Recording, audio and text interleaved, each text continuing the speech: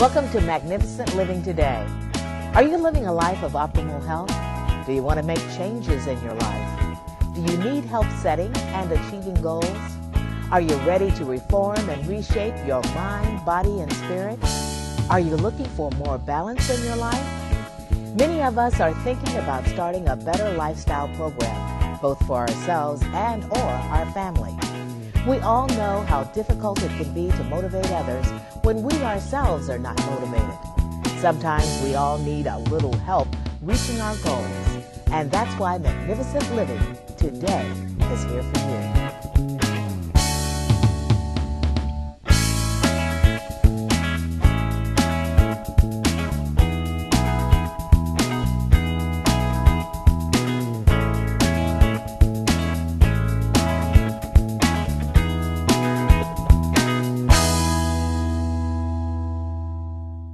Welcome to Magnificent Living Today. I'm your host, Carl Powell, and we have a very exciting show today. We're going to be working with the flow.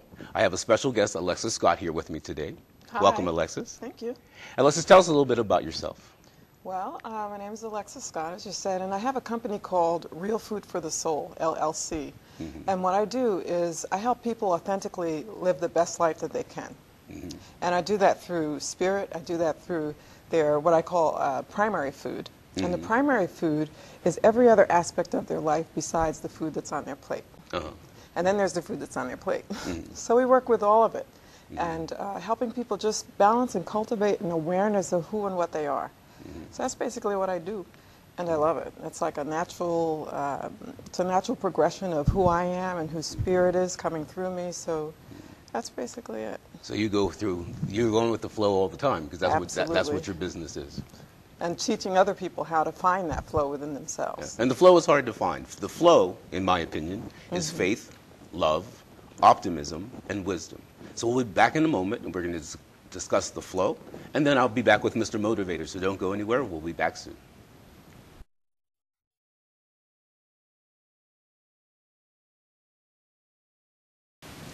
Welcome back to Magnificent Living Today.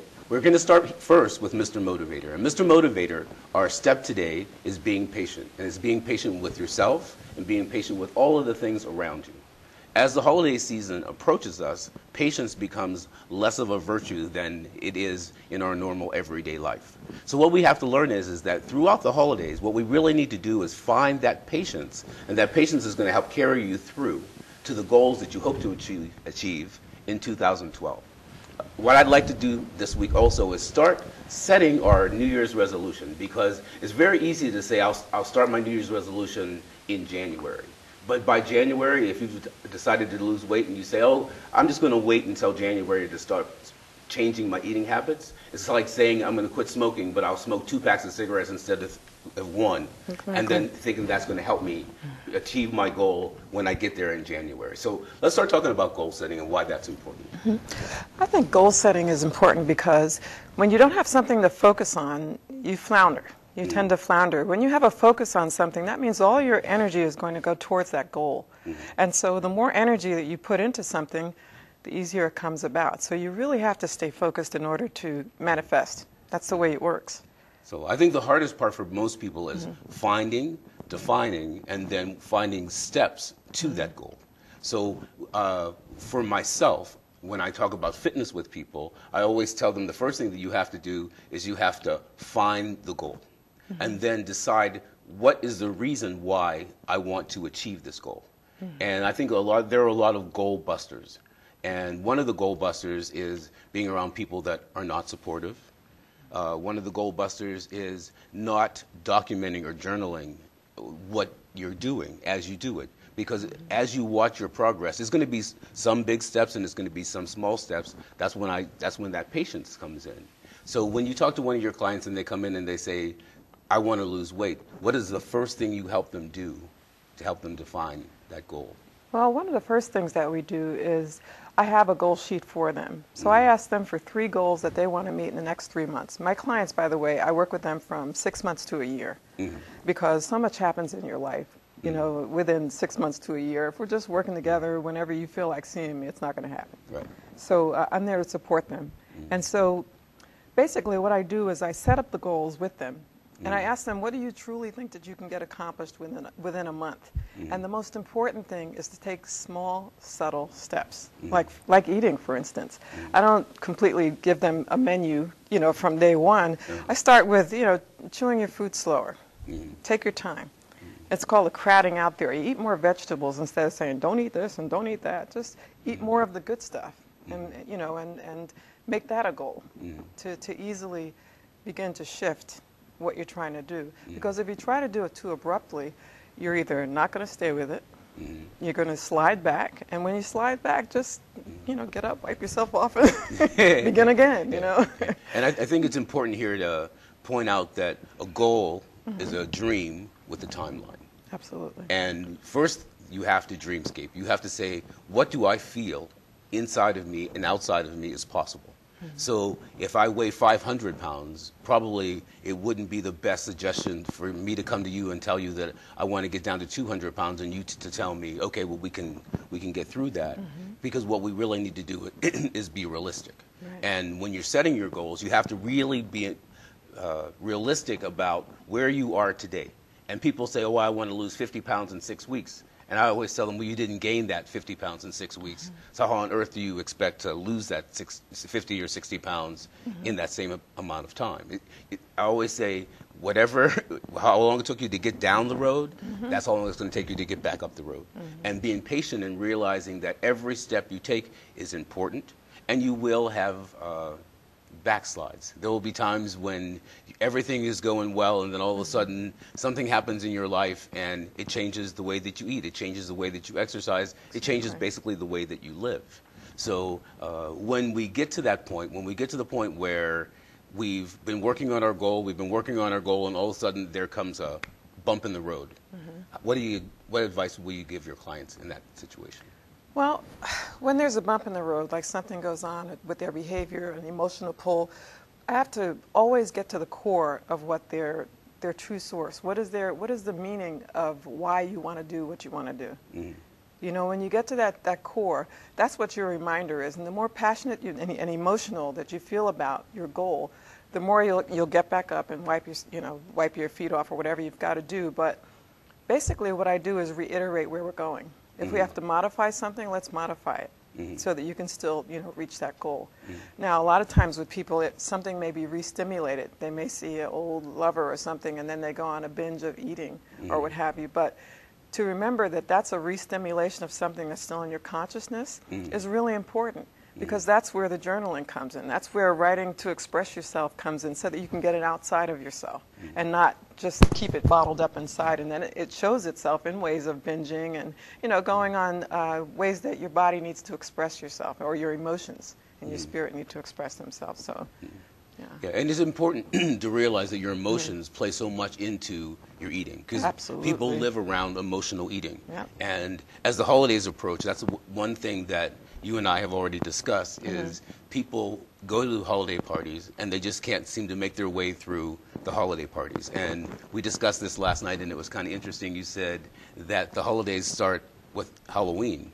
Because what happens on Halloween is, for some reason, people go out and buy these huge bags of candy, and then 3 kids come, right? That's so true. And then they have all this candy. So they either leave it at home and eat it at home, or take it to work. And one of the things that I'm so glad I don't work in an office like that, because it's very hard when you're sitting in an office.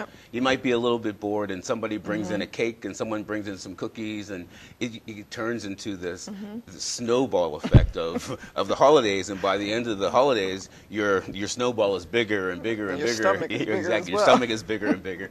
And then you think, okay, now it's time to start changing my habits. Where I say that there are some hints, and you gave me a few hints, how to make it through holiday parties. So could you give us a few tips? Sure. Holiday parties, if they're office parties, if it's something that you already know about, be prepared.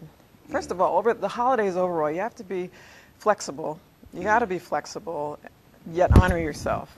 Do you know? Because there's an emotional pull towards the holidays, whether it be good or bad. Some people are depressed, some people it's like a really joyous time. But when you're going out to office parties and things like that, if you eat before you go, you know you're going to the party, so don't go starving.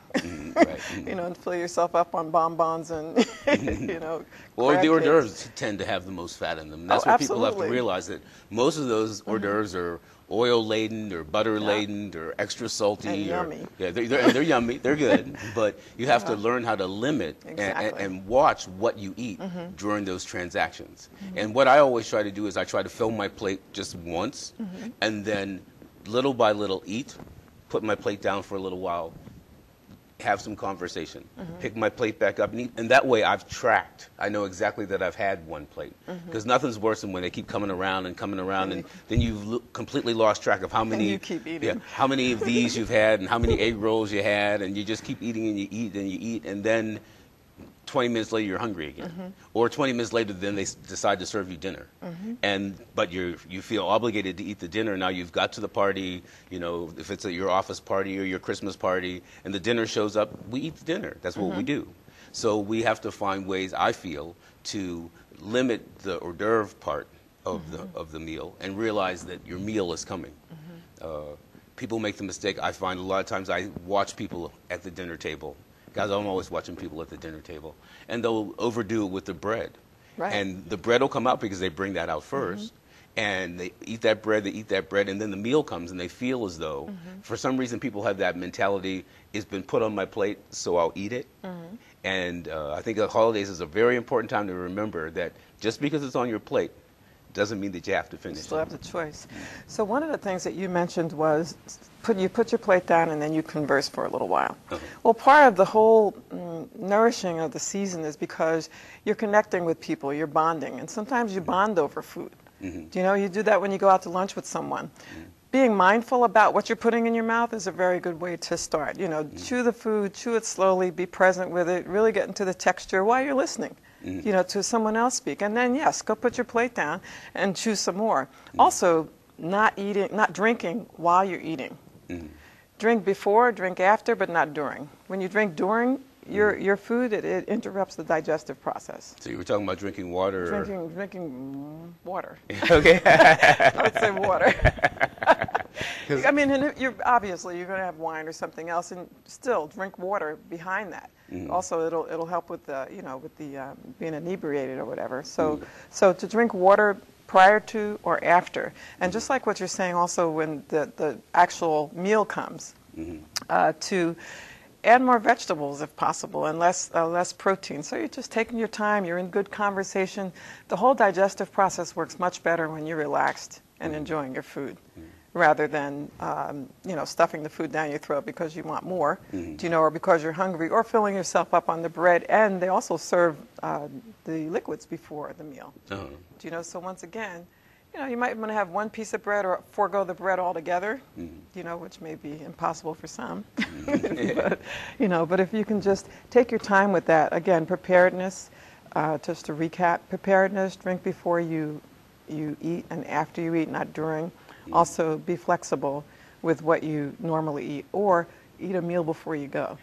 If you're a gluten-free person or dairy-free, eat something, enough to sustain yourself. That way you can just nibble when you go, and you won't have to have the full, Because I really full want meal. the audience to understand the drinking before and afterwards. Would it be 30 minutes before? Would it be 10 minutes before? Or It can be 15 minutes before, 15 minutes after, because here's the thing we do. We keep eating. Do you notice at Thanksgiving, it's like nonstop. Oh, we laugh and, we have a good time. Then we eat some pie. Then we go back and have some more pie. So you're eating continuously. We're not giving our bodies time to even signal the brain to let us know we're full, because it's constantly going. So if you put down the fork, that's another good one. You take something, put it in your mouth, chew it, put the fork down. Chew the food. Masticate it properly. Instead of, chewing and then before you've chewed what you have in your mouth, you're on your way up for another mouthful. Yeah. So taking your time, that's just mindful eating.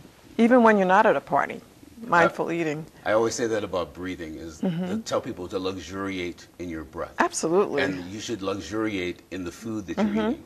Often you go and you have the most magnificent food and you barely recognize it because you just shoved it in and you're busy talking and you don't really enjoy that food And so what's the benefit of eating something that you didn't even enjoy and then taking in all of those calories and then having to worry about burning them off when you start to make that New Year's resolution? So the textures and the smells, like I love Indian food. Do you know there's so many different textures and smells? It's like this symphony going on in your mouth of just taste and smells, and I really get into that. But you can do that with any food. You know, just really get into how it tastes, and you'll eat less. You know, smaller portion sizes. Another problem I find that people have are the family get-togethers, because there's a tradition to the family get-togethers. For example, in my family, we have the tradition of the pumpkin pie and the sweet potato pie and the apple pie and the lemon meringue pie, and people almost get insulted if you don't try all of them. And so what I've learned to do is just to have little bites of things as I go along. And I feel as though with my family, they get insulted because when they sit down and they eat and eat and eat and eat, eventually I say, you know, oh, can we slow down, or you know, can we put the forks down for a minute? Or I try to keep conversation going at the table, because when there's conversation, of course you eat slower. Right. But the funniest thing about Thanksgiving is every Thanksgiving, everyone eats and eats and eats and eats, and then everyone's unbuckling their belt and they're laying back and they're like, now I'm so full. You know, which is, to me, the worst feeling ever. It is. Yeah, it makes you sluggish. It makes you not want to do anything else. It makes you, it just takes the fun out of the party, really. Because how much fun is it after you've stuffed yourself? Eyes glazed over. Wondering why you ate that last piece. Well, with my family, we have this humor. This sense of humor that goes on. So we laugh a lot, you know, at the table and so forth. But I've learned to, even though the food is really good, because everything's always been homemade, and now we eat all organic, so it's wonderful food. But I've learned to take my time, even me, just take my time, because it's just like, okay, this is once a year, you know, I don't have a weight problem, I can do this, but it's just that feeling afterwards, like you said, that really makes you feel not so wonderful. So what I've begun to do, even with my daughter, who's 13 now, is to remind her that her eyes, you know, are bigger than her stomach is smaller than her eyes, or what she's seeing, because there's so many things on the table to eat from. Just take small portions. Just take really small portions, even the pies, because we have about the same, you know, with the apple, and exactly like you said, pumpkin, sweet potato, then ice cream on top of that, and you know, it goes on and on. But the other thing that we've learned to do is to remember that, like at Thanksgiving's at my house. And so when my family comes, we have to remind each other, okay, we're going to have a meal tomorrow too. Do you know, so take smaller portions now, take a little bit of this, a little bit of that, and remember we have to eat on Friday.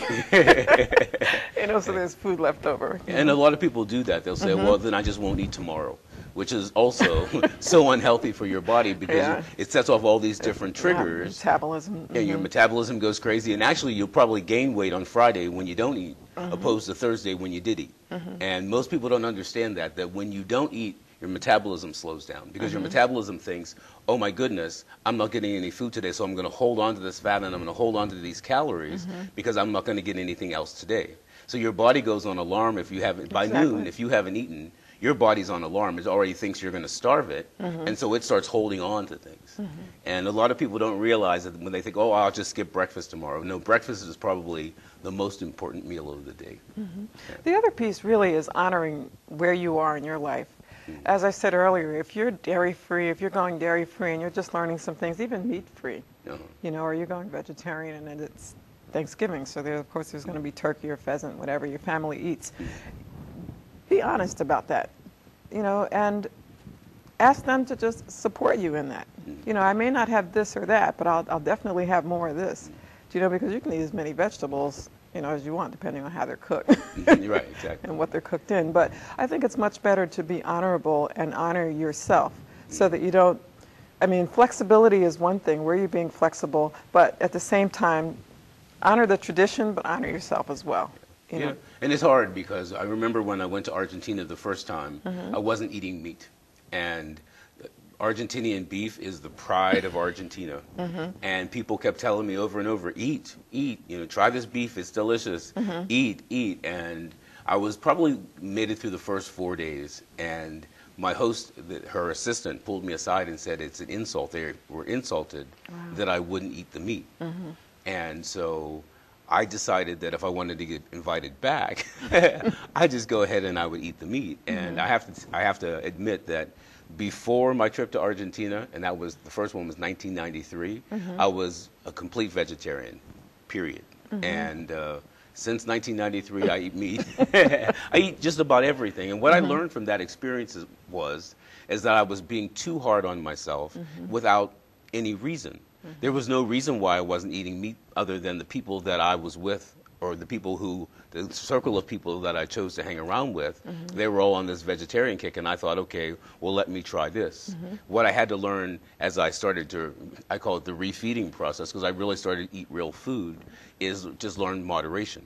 Because just because I want to have a chicken wing or 2 chicken wings doesn't mean that I have to have 10. Exactly. And so I hear people say, oh, I had chicken wings. And I think, okay, well, that's not so bad, because I know I'll eat 2 and I'm good. But I've also been in situations where I see people eat 10, 11, 12. And that's not necessary. So defining the line between how much food is really necessary and realizing that you can have real food, but you can't have that real food or that real bad food all of the time. Right. And learning what your food is, because I think a lot of people don't understand what a protein is, what a carbohydrate is. And I love the new Choose My Plate, because it shows you on the plate how much of your food should be carbohydrates or grain. It shows you how much should be protein, and that's half of your plate. And the other half of the plate, half of it is vegetables and half of it is fruit. And so many people I know skip that whole fruit element in their diet, and realize that it's not just, like they say, that the apple a day, but it might be an apple, an orange, and a peach a day. Right. And realizing that when I eat that way, and I prepare, because you have to prepare that. You know, for me, if I just put an apple down on the table, chances of me actually eating it are much less than if I wake up in the morning and say, okay, these are my 3 fruits. I slice them up, I put them into plastic bags, and I take them with me. Now I've already decided, I've already seen, this is how much fruit I need to eat for the day. With my leafy vegetables, another hard thing for me, because I like to cook everything. And some things you just don't cook. You know, some things you just don't. But what I've learned how to do with my vegetables is I make a stuffed eggplant, and I just take every vegetable that I can think of, and I throw it into a clay pot. And so instead of overcooking it, I slow cook it so that the flavors remains, the nutrition remains, so that everything cooks down. And when it just cooks down to where it's still crisp, then I take it out, put it back in the eggplant, and then I serve it that way. And it kind of disguises the fact that you're eating a whole lot of vegetables, because it's very colorful. I use peppers and mushrooms, and so I change the different colors of the peppers, so it's green and yellow. And then I think that making the food look beautiful is another thing. Absolutely. Because we want our food to look beautiful. As we begin to eat, we want something of beauty. Yeah. True. Well, 2 things. The moderation piece. I love the piece when you said you've learned to do things in moderation, because that's basically what it's about. It's 2 things. Moderation is one, and also cultivating, once again, that everybody can't eat everything, or everybody doesn't have to eat one particular kind of way. It's like as you go through your life and you go through different cycles, this is what I've learned for myself and also working through my business, is that you go through different cycles in your life and you eat different things. There was a time when I was vegan. There was a time when I was macrobiotic. There was a time when I never started eating red meat again, but I did start eating chicken again, you know, as long as it was, I like quality food. I think that's a really good way to go, is the quality of the food, so that you're getting nutrient density, you know, when you consume food. So understanding what your body wants and what it needs is what it's all about. So you may be a vegetarian, you know, in the 90s, and then eat red meat in the, 2000. It just shifts, and because your body's needs, then you shift. Right. You know, your body's constantly recreating itself. But I have to say that one of the ways that you can get more greens into your diet, because you were saying you just like to cook everything, and greens like spinach shouldn't be cooked, actually, because it changes the chemical composition.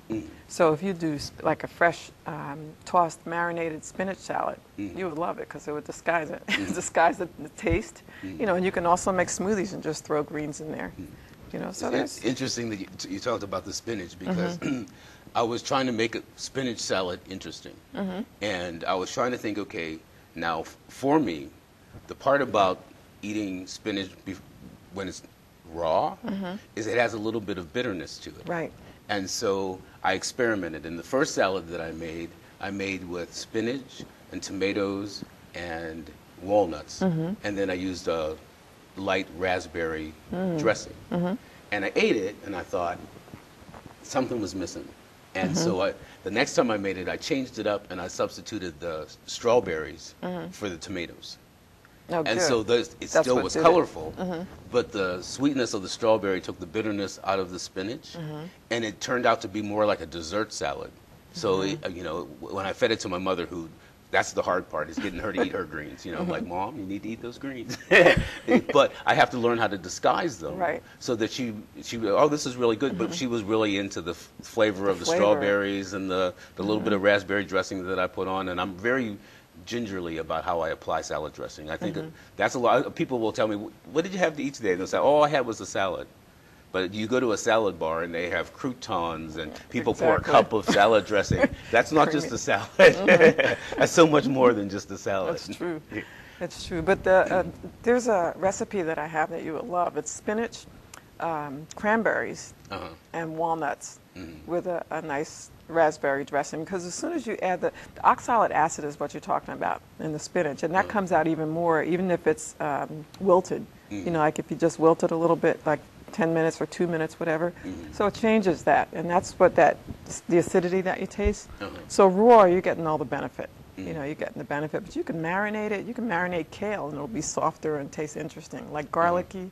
You know, like a garlicky flavor. So you mean still raw but marinated? Exactly. Softened so that it's not as tough. You know, it's easier for you to digest. Yeah, I've got some great recipes. Yeah. We'll have to have a whole show on recipes. We're going to take a little break right here, and we're going to come back and we're going to talk about 6 ways to get to your goals. So don't go anywhere. We'll be right back.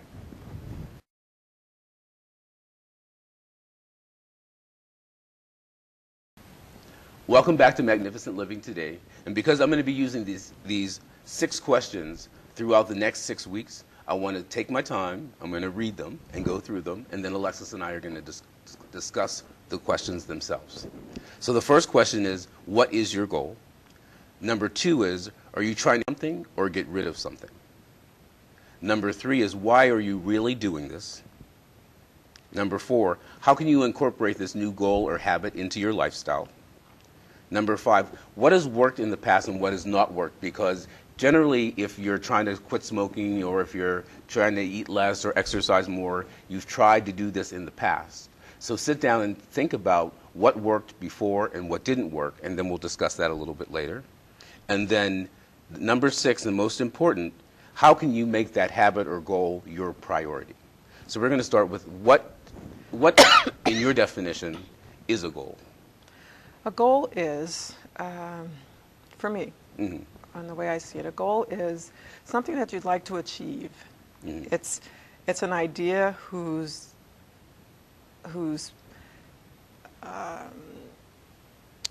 energy that you're pooling. You have an idea. It starts as an idea, a thought within. I'm sorry. It starts with the idea within. And as that idea begins to cultivate and brew, comes through your dreams and your visions, then it becomes, I want that. It's a desire that you want to manifest. I find it interesting. I love this question. Are you trying to create something or get rid of something? And I always say that either in creation or elimination, love has to be in the process, because nothing changes out of hate. I have a lot of clients come to me and they'll say, oh, I hate my stomach. And I'll say, you know what? It's just going to grow. You'll have because it. Yeah, it's going to be there, because now it's mad at you, because you already said you hated it, so now it hates you. You know what I mean? And you're holding on to the energy. So that energy is Right. there.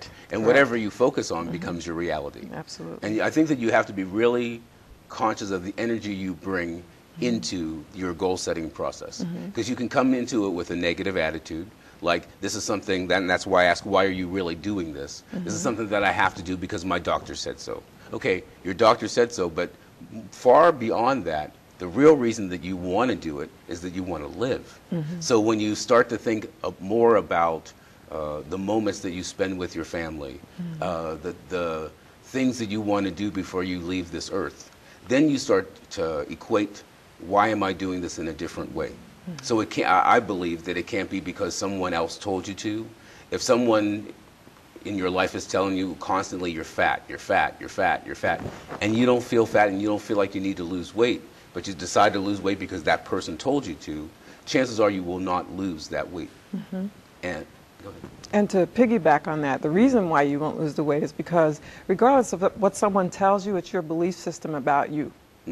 It's your belief system. It's the bottom line.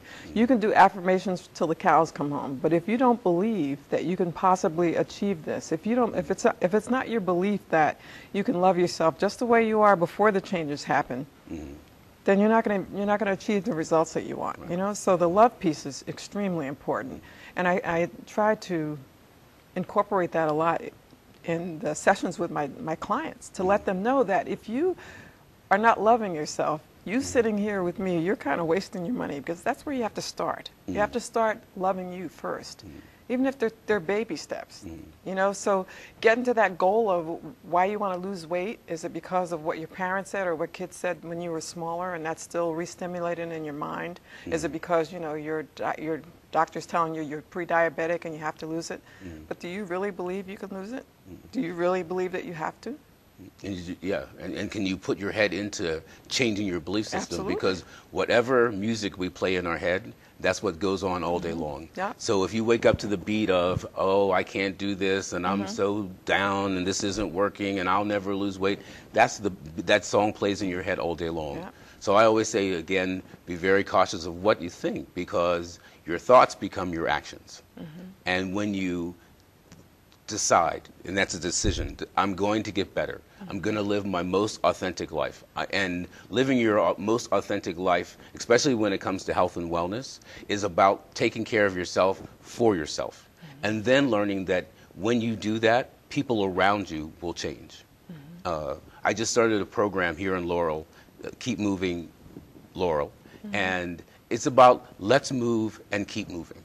And I believe that I love Michelle Obama's initiative to get the kids up and moving. But the problem with that is if they come back home to a sedentary lifestyle, that movement that they did in the day, it's just not going to stay in them throughout their life. That's true. And I believe that when your parents exercise, when your grandparents exercise, you're much more likely to exercise.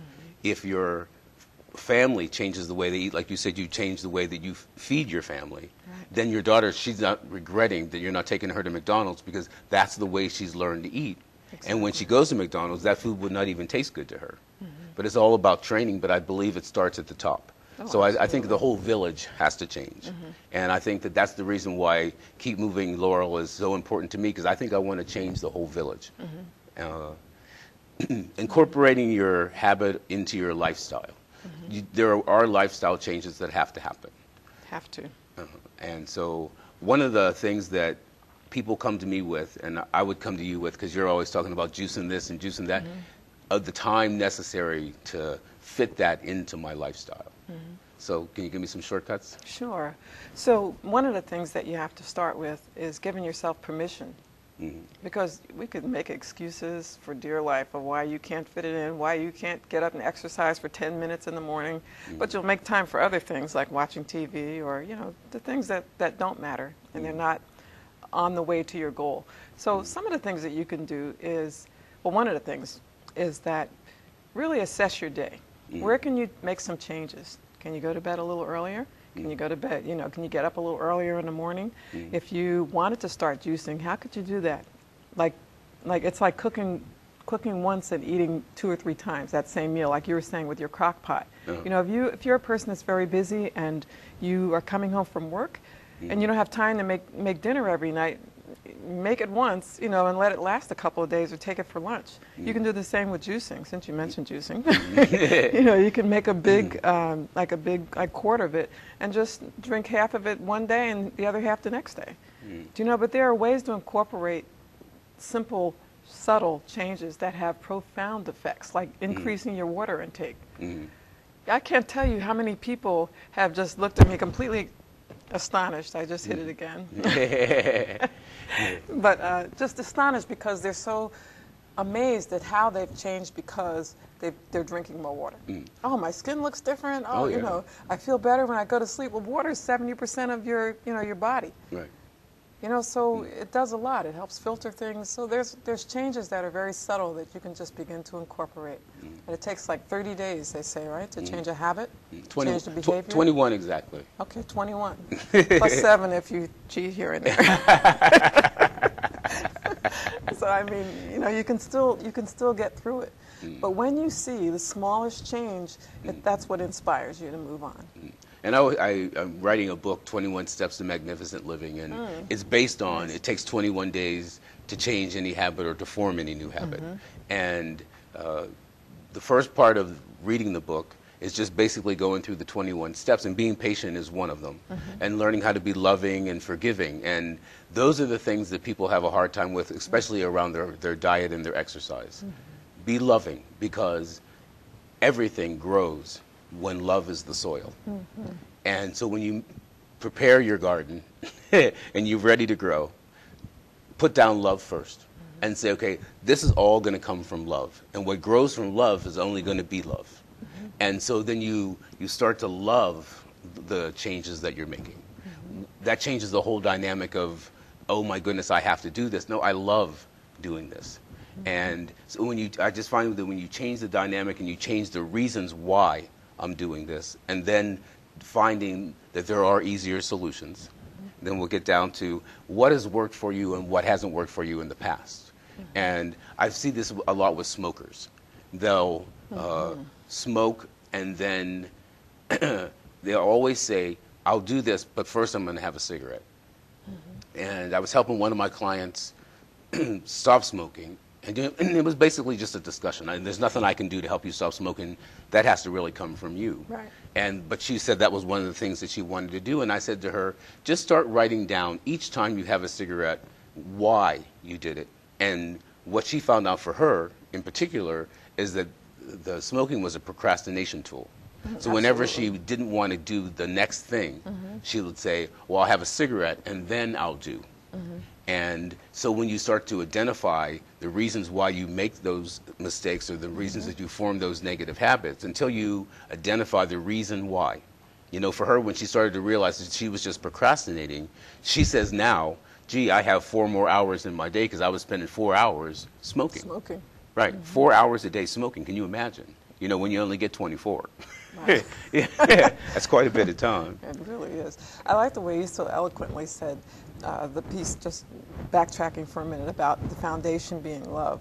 Because that, if people could get that piece, you know, to really understand that it all still does come from within, but if you can access that place of love within yourself, the sky's the limit. And you begin to get that, because it's what you attract in your life is the vibration that you offer. You see, so if you're going towards a goal, like we talked about earlier, and you're offering a vibration of, yeah, right, I'll get there maybe, but I'll do this today, and then tomorrow I'll get back on track. You know, if you are really offering a vibration that's positive and, you know, energetic, and, you know, you're seeing the goal happen and you really believe that it's possible, you get there a lot faster. Yeah, it's all about getting up off the excuses. Absolutely. Because the excuses are so much easier to find than the solution. And then smoking, you know, I come up with that all the time. I face that all the time with clients where they want to stop smoking. But I did this experiment when I used to teach yoga. I gave them straws, and I was telling them that it's the inhaling, you know, inhaling and exhaling that helps them, because people were telling me, oh, I feel relaxed, you know, and it's an anxiety piece, you know. So I said, you know, if you inhale and exhale, if you do some deep breathing, you'll get the same results outside of the nicotine stimulant, you know. And so we tried it, and they were more relaxed. But there's so many reasons people smoke, and I think one of them is that smoke screen. You know, what, like you were saying, what is the real reason? What's behind the facade of sitting there taking 10, 15 minutes? And that used to really get to me when we used to work.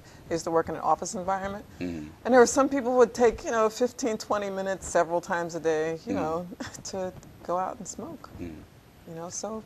I like the straw idea. That's I'm going to use that one, because how true is that? The truth is, you're taking air in and you're letting air out. Watch people smoke. Right. Deep breaths in, hold it, Yeah. So if they could do that and use yoga breath in the straw. For 10 minutes, for as yeah. long as it takes you to smoke a cigarette, see how you feel. Yeah, that's a good suggestion. I like that one. Yeah. Okay, and the last one was, how can you make your new habit or your goal a priority in your life? I think that it has to. It's where is it in terms of the important aspects? Are you in the goal that you're creating? Is that important to you that you can make it a priority, or is it? So it goes back to why you're doing it. Right. Once you clarify and you assess why you're doing this, is it for you? It has to be for you. Yeah. You have to give yourself permission to make that change. I think that in terms of making it a priority, you'll make it a priority when you begin to see the shifts. That's why it has to start like slow, and you have to take little bite-sized pieces of doing something every day or every week even. If it's a large goal, and I wouldn't make them too large because it seems overwhelming, but you've got to commit to it, and you've got to give something towards that goal every day or at least once a week if it's a large goal. You know, like say you want to travel more, something lofty like you want to travel more. So what are you doing to create energy towards that? Are you putting money away? Are you collecting, are you watching the Travel Channel for at least half an hour? Are you reading more about certain places? You know, and then you have to put the energy together too. So you can even start like a box and put your goal in that box, and then things that remind you of that, clip them out of newspapers and magazines and put them in the box, you know, to start building up the energy around it. I remember when the first time I wanted to lose weight, what I did was I found a picture of a body that I liked, that I wanted, and I cut out the body and I put my head on top of it. I do that with my clients. And I put it on the refrigerator, and I kept saying, I can't achieve this goal, I can't achieve this goal, I can't achieve this goal. And it certainly made it much different when it was visual. And especially if you're a visual learner. Yeah. If you see it, That's why I have my clients do that. In the beginning, when they set their goals, I have them take a picture of them now, and if it's about them losing weight or anything like that, or they want to look physically different, then I have them put their face on the body of what they want to look like, so that they have a visual. So is there anything you want our viewers to remember about you being here today? Is there anything that you want to leave them with, any words of advice, anything that I've missed before we go out? Absolutely. To honor yourselves and be at a place of peace with yourself, and you do that through taking time to be still and to be quiet. And when you're quiet and when you're still, you begin to get answers, as you know. The whispers. The whispers. You know, you become more receptive to the whispers. So if you can do that, cultivate an understanding of who and what you are from your own reality. Not from what somebody said you are, not from what the magazines think, but really your true self. You know, and stay in touch with the Creator, because that always is. That's always the most important thing. Absolutely. Without the Creator, we're not getting through. Alexis, thank you so much for being here with me today. I'm sure I'll have you back. Thank you so much for joining me, and we'll see you again on Magnificent Living Today. Have a great week. Try to realize it's all within you. No one can make you change. See the very small changes that you can make, and realize that it's you that needs to make those changes. Remember that life flows on with or without you. It flows within or without you. So you get the choices to make. What choice do you make? How do you plan to live your flow?